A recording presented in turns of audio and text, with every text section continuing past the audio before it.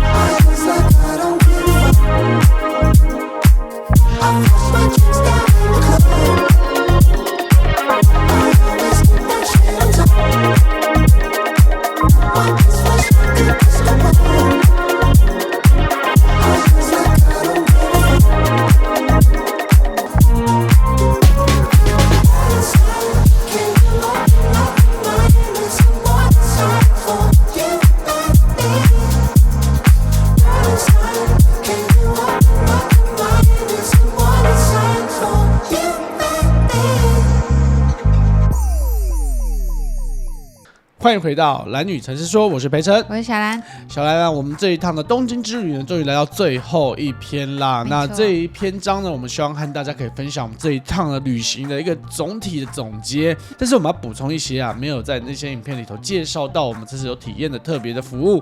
那首先第一个呢，就是我们去特别找了一家日本的这个美容院，然后它是有附设化妆服务的美容院。因为主要是我一开始在刷这个小红书看 IG 上面很多人都会去日本体验什么一日和服，对，通常会有什么妆法嘛，所以我们就特别去找了一些呢，比较有这种不管是他们的成人式结婚或是他们重大会议的时候呢，有些美容院会提供你这个就是化妆服务。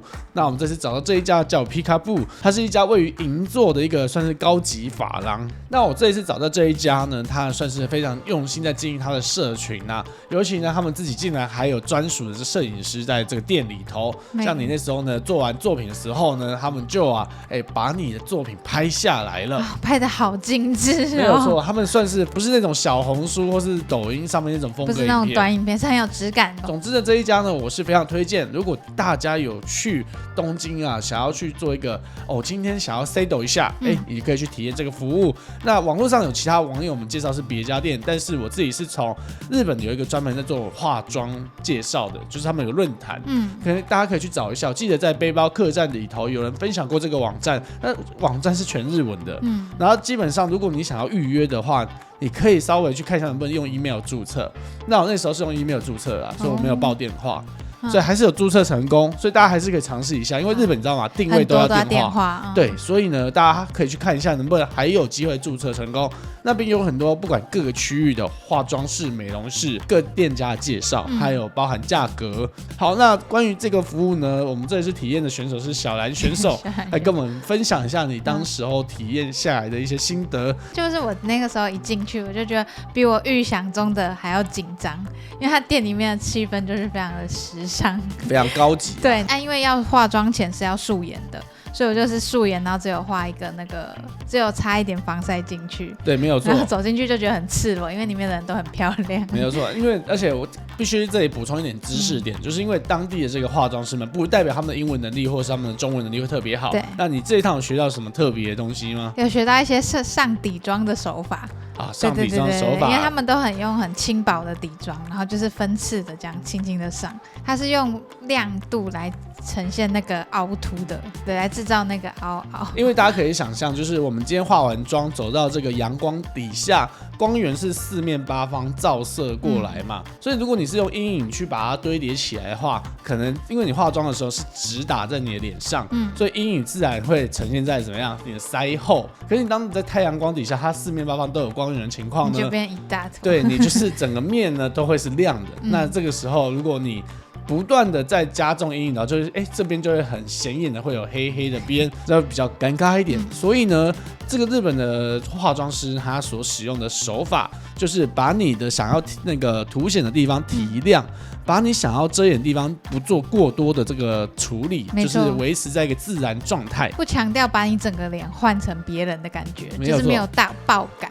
对，因为我们那时候他们会问我们说，你们想要什么妆容，对劝大家一定要先想好，因对为现场的时候你真的会有点小紧张，跟一片空白，而且跟语言沟通的问题，所以你对我找翻译哦，其实理论上是没有问题的、哦。没有啦，就是反正就是自己要先决定好你想要什么风格，想要什么发型，就是然后最好的话是带图片，对，带图片给对方来去做讨论会比较好。那个时候小兰的化妆师呢，他是觉得说啊，那我们就来一个日系清新感为主，那凸显你的优点了。对，然后日系，然后我们是以比较粉嫩的肤色为主的。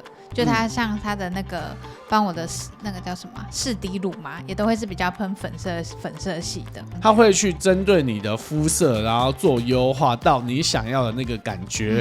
它的腮红重点就是因为一般来说我们都会说不要在那个鼻翼以下，就是腮红的会有一些区域啦，然后但是它是上的比较面积比较大一点，就是会比平常大家建议的腮红范围再大一点。然后他是说，因为我的脸型如果这样子上的话，会比较有那种可爱的感觉。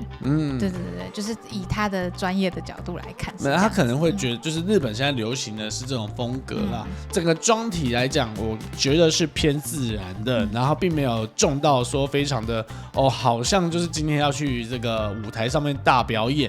所以如果你想要再更重的话，还是可以跟对方讲说，我想更强化我的眼睛啊，我的这个脸部啊哪里。对，就是如果你有想要加强的地方，都可以跟他说。然后因为那个时候我有跟他稍微问一下，说现在步骤做到哪边。那后来的话，他都会跟我简单的讲一下说，我们现在在做什么。比如说我现在是在帮你眼下做打亮，我现在是在帮你上什么产品这样子。你要说，因为我们当时是有特别讲说，我们请的地陪呢，他也帮我们解释说，我们是想要来学一下有些特别技巧。那小兰这个过程中呢，因为我后来我是你们在开始化妆的时候，我跑去买咖啡了，所以我没有跟到全程，所以我不知道你们前面是怎么样子。但是我后面回来的时候，他是有在介绍的，对，所以我以为一开始就有介绍。没有，因为一开始的时候他就是正常上妆，因为我还没有跟他说我想知道是什么，所以我请翻译地陪跟他说一下说，我想知道现在过程是什么，然后我用的大概是什么产品这样子。好，那我们刚才讲到这个做完了这个脸部化妆的部分，接下来就进到要做发型了。那你觉得他的服务怎么样呢？我觉得他服务就是很快很准。对，就是我们讨论好发型的时候，然后一边就是彩妆师在上妆，然后他就在后面帮我用发型。他们其实是同步操作的，所以其实整体的时间会缩很快。对，然后就只有在前面刘海要整理的部分，他就是等化完妆才可以开始帮我做操作。没有错。那你当时是怎么跟他沟通你要什么头发的？因为发型的话，我们有先看他官网的照片，然后就刚好有一组是我喜欢的一组编发的样子。对，然后就跟他说，那就是以这个样子来去做。没有错，可是因为那个编发造型，它也相对呢，你要准备一些缎带，但当时候我们并不知情，所以其实也没有特别带缎带啊。然后当时就有点左右为难啊，你这个时间点也不好去买到这个缎带，还有对方人很好啦，就还是算凑归凑，还是呢帮你解决这个麻烦。对，我就看到他就去后面仓库翻，帮我找到就是一捆缎带来帮我做真的是很 nice。而且他也不是随便做，就是他还就是很细心用了不同的，然后还有用一些发圈来帮我做造型。我必须老实讲，那个发型是真的蛮厉害的，就是它的复杂度蛮高的。因为我在背后看，你在正面你就是正在被化妆过程，你看不到后面手法。它其实每一股这个辫子，它编的速度大概2-3分钟就编好一股了，那个速度大概很像是阿嬷在包袜掌的时候，有没有？它一把米就直接把它捆起来，非常快，而且呢眼睛没有在扎的，而且它那个力道非常强。就是那个头发，我整个，你知道，我这个画完之后，我觉得我的眼睛这边都被拉起来，就整个人很崩。因为你要求发型就是要一个很立体感，所以他把你的整个头皮给拉崩了。的确很有 idol 感。你可以理解那个 idol 那个头皮应该都不是很健康。自己这一趟这个体验呢，你给几分？那你觉得有符合你的这个标准吗？我觉得有8.5分。8.5分，那8.5分为什么那么高分？就是整个结果来讲，我是喜欢的。结果你是喜欢的。虽然一开始进去的时候我有点紧张，就紧张到有点觉得说，是不是不应该？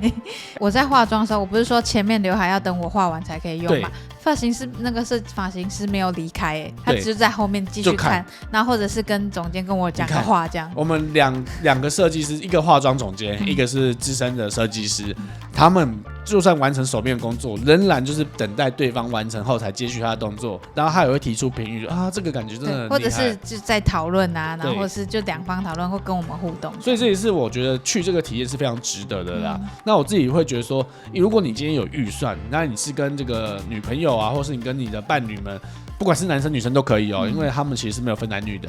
你想要打理好自己，你想要一个比较 fashion 的感觉，你就去预约这个服务，没错，甚至洗个头、做个造型，因为他们是造型是另外收费的，洗发是洗发，啊造型是造型，你就大概花个，我记得造型服务大概几千块钱日元，差不多也就800块台币左右，600块台币左右就可以做造型了。如果你不预约比较资深的，你预约那种一般的设计师会更便宜一点。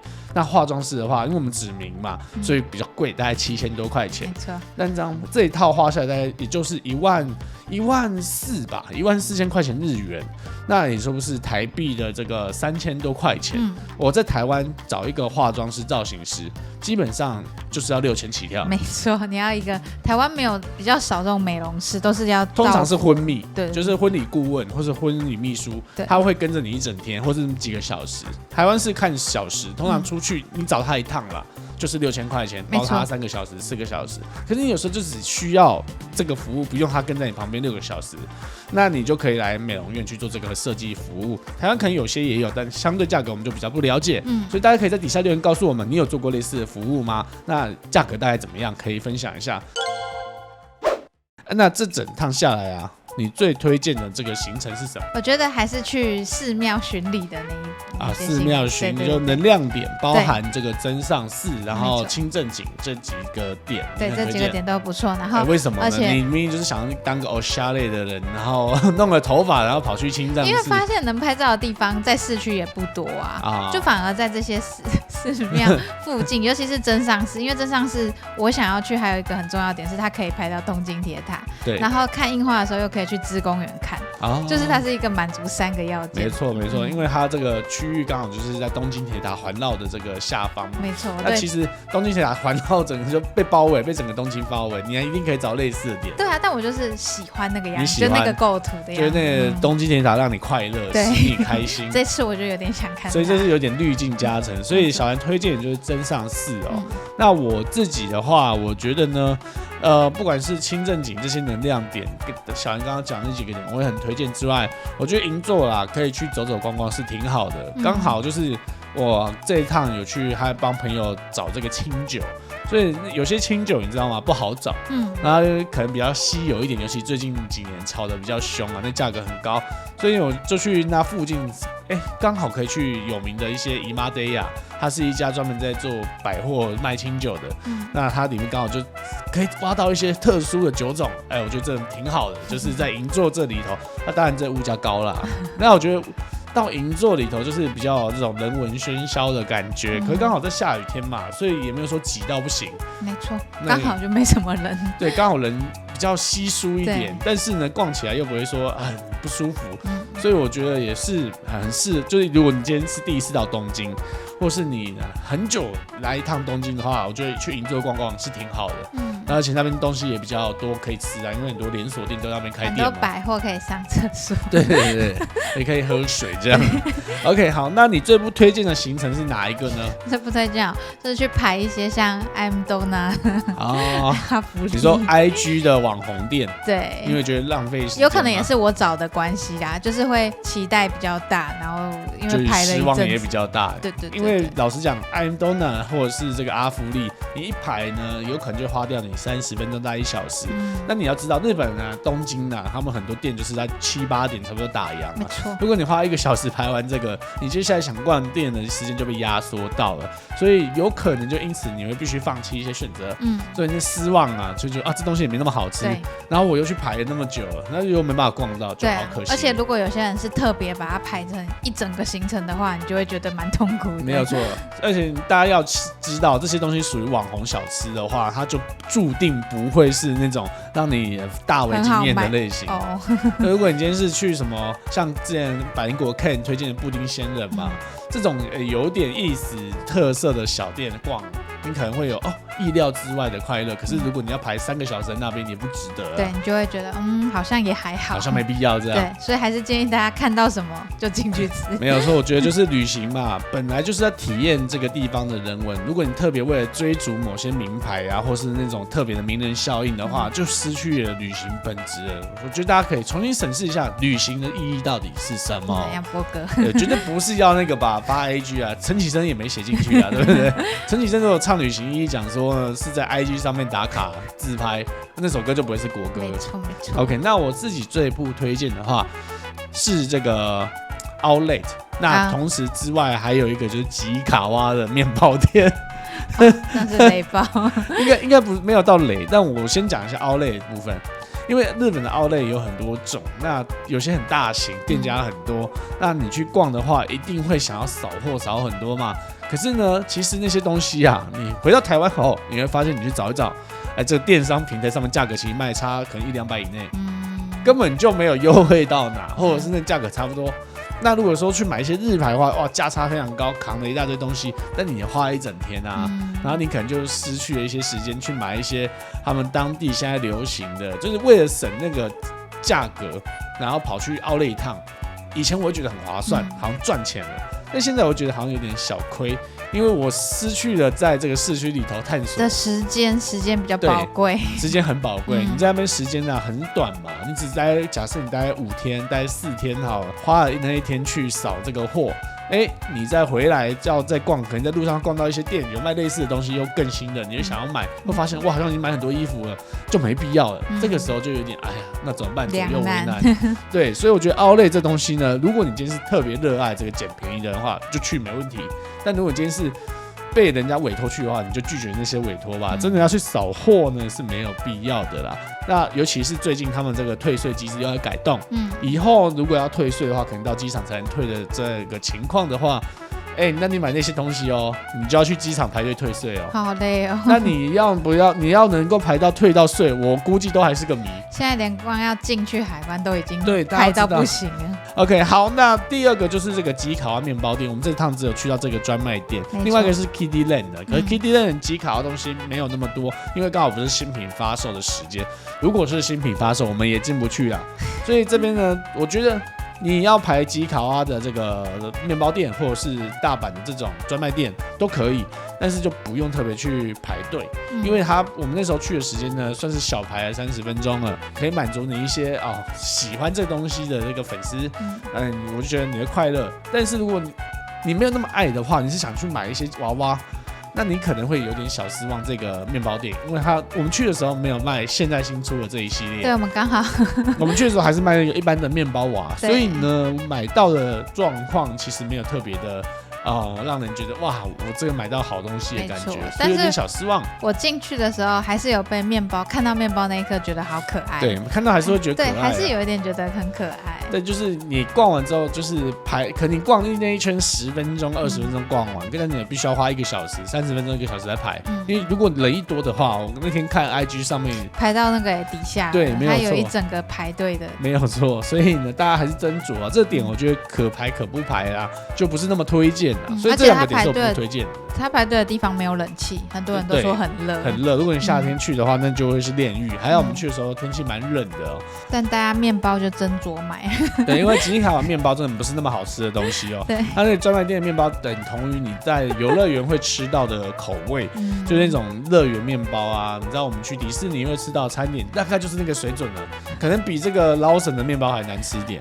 反正就是买可爱而已啦，买可爱啦，真的是买可爱。好，那这一次呢，你有吃到什么你觉得很难吃，大家不用特别去吃的东西？很难吃吗？现在应该已经没有。我那时候有刚好遇到麦当劳的马铃薯派，因为我也是看 IG， 很多人就说一定要吃啊，什么很好吃。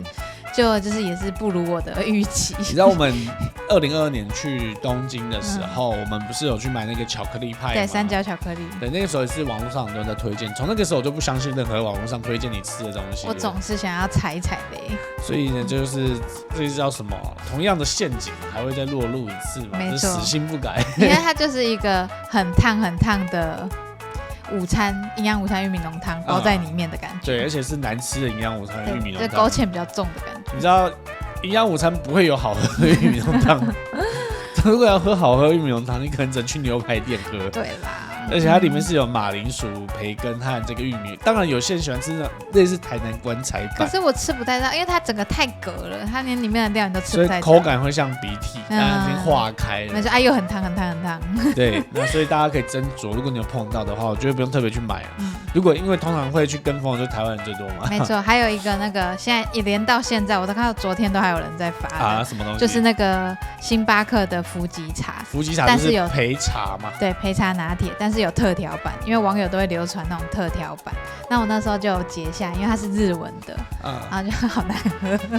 网友特调就是越甜越好，越油越好。我不知道那个网友呢，就通常都是糖尿病末期的病人，他就是在想说，我希望大家跟我一样。而且我不知道他是不是那个鲜奶油加太多了，就整个变得很腻。很腻。那这有一次我们要分享一个特别故事哦，这也当做一个收尾的故事了啦。就我们当时刚才不是有提到说，最推荐的几个点，要有个点叫真上寺。我推的。对，真上寺为什么这一次会特别去呢？而且我们还发生一段算是小小奇遇啊。这一趟呢，我们在出国前，因为我们都有一个信仰的这个神明嘛，然后我们所供奉的是这个福佑帝君，也就是台北木栅指南宫上面的这个吕洞宾，也就是八仙的这个福佑帝君啊。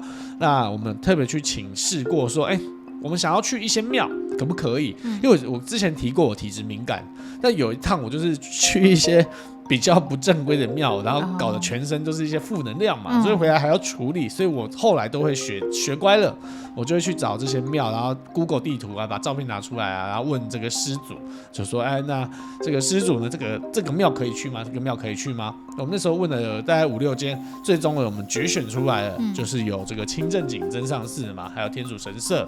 那先讲其他这个清正井和天主神社的故事，大家可以回去我们这个能量篇的影片去看。那真上寺这个地方就有点特别，因为原本是你找到的嘛，那我们想说就去介绍它，没想到到日本之后，我们前往这个庙宇，到庙里头不是说我感觉能量非常强吗？没错。结果没想到我们离开这个庙宇之后呢，我的手啊仍然在持续的发麻。那我想说这个状况不寻常，因为通常你就是在那个区域觉得麻，离开就没有了，不会麻那么久。在当地呢，我还没有意料到发生什么事情嘛，所以我是等到回国之后呢，我们就上了山去问了施主，没想到问一下也不得了，是这个真上寺的这个其中一位佛祖的分灵，跟着我们回台湾了，他就呢寄宿在我当时佩戴的某一个饰品里头，好酷哦！对，他就这样子跟着我回来了。然后那个时候我们也不是有合照吗？对。然后我有会通灵的朋友就看到我们合照，就跟我讲说，为什么你这个合照能量那么强？我想说没道理啊，我现在是修炼有成的吗？要成为超级赛亚人了吗？没有，后来才发现原来那个能量强啊，是那个佛祖的能量强，所以他那时候寄宿在我的这个手链上，然后呢，所以让我看起来能量很强，所以他现在呢转移到了我们在当时候在真上寺买的那个御神渣，那他就寄宿到里头之后，就我身上就没那么强能量了，所以如果现在有看到我，可能觉得我能量没有那么强了，有神明跟着回来，这件事情听起来就很怎么讲，有点奇幻，对啊，有人会觉得有点怪力乱神，而且不用特别请就回来，对，通常不会有这种，通常如果你要请一个神的话，你要去开光啊，很多仪式还要再去请这个好日子啊，怎么你去逛一个庙，那个神就跟你回来了，哪有这种状况？然后我们就特别去这个指南宫问了这个状况是否属实嘛？那问下来，对，没错，他就是有缘分啦，刚好有这个姻缘呢，希望可以一起回来。那目前呢，就是在我们这个御神家里头呢，暂居在里头。那未来可能某个时间点呢，他可能我们就雕神像嘛，或是买房了，那就可以供奉他了。这个是未来事情。OK， 那这整件事情我就很好奇啊，我就问说，那为什么就是这个神灵是可以在没有开光或是没有任何仪式的情况底下跟着你回来的吗？也没有问出什么答案，但我只能说，就是好像是依照这个灵体，就是这个神灵呢，他们每个就是宗教有不同的仪式嘛。那日本佛教那边可能就是从天上来，或是从这个分灵，就是没有那么多仪式。那因为可能神道教或佛寺还是有区别，所以这个可能还要稍微查一下。还是他很强大，这个我可以自己决定。这可能跟强大要不要出国？这个好像也没有那个关联啊，但有可能呢，就是他可以自己决定他的出路，我的人生由我掌握。我就是要去台湾。耶，没错。但是我觉得这整件事情这样子跑下来，让我觉得说，哦，原来每一趟旅程，你默默的就会有一些因缘啊，去帮你和。就是所以像日本会很常讲一个叫一期一会嘛，就是说每一次的相遇呢，我们都要用心款待嘛，都要把握，好好的去体验。那像我们这一趟旅程也是没有想过，我只是去拍一个神社，拍一个能量点，竟然就有一位神灵跟我过去有缘分。那这一次在这个机遇底下，我们又遇到了，又相遇了，然后他就跟着我们一起回来，那他至今就守护着我们家。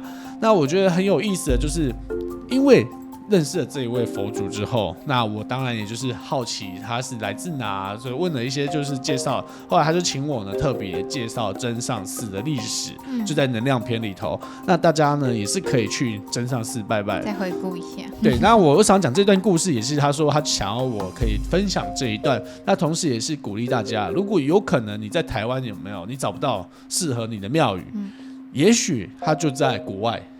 不一定是日本哦，有可能是韩国，有可能中国，也有可能是欧美。